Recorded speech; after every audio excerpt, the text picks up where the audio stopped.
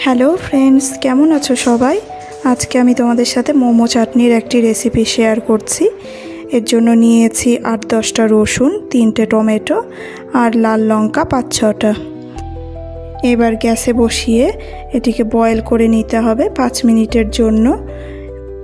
5 minute হয়ে গেলে নামিয়ে নিয়ে জল ফেলে দেব। তারপরে এটিকে একটু ঠান্ডা করে নিতে হবে। তারপরে টমেটোর স্কিনগুলো রিমুভ করে নেব, নিয়ে মিক্সিং জারে দিয়ে একটি স্মুথ পেস্ট বানিয়ে নেব।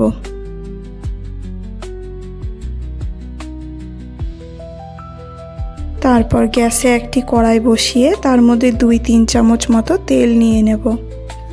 এবার তেল গরম হয়ে গেলে তার মধ্যে টমেটো পিউরিটি দিয়ে দেব, দিয়ে নাড়িয়ে নিতে হবে। 3-4 মিনিট নাড়িয়ে নিয়ে এবার অ্যাড করে দেব 1/2 টেবিল স্পুন লবণ আর 1 টেবিল স্পুন চিনি। এবার দিয়ে ভালো করে নাড়িয়ে নিতে হবে।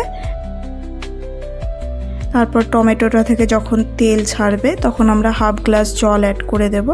অ্যাড করে ভালোভাবে মিক্স করে নিতে হবে। তোমরা তোমাদের চাটনি যতটা পাতলা রাখতে চাও সেই বুঝে জল অ্যাড করে দেবে। তারপর জল মিক্স করার পর সেটি ফুটে গেলে অ্যাড করে দেব 1 টেবিল স্পুন টমেটো কেচাপ। তারপরে মিক্স করে নেব।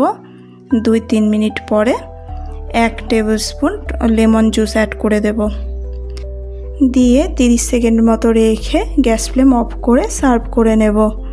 আর বন্ধুরা, আমার রেসিপি যদি তোমাদের ভালো লেগে থাকে তাহলে অবশ্যই লাইক, কমেন্ট অ্যান্ড সাবস্ক্রাইব করে দিও। Thank you for watching.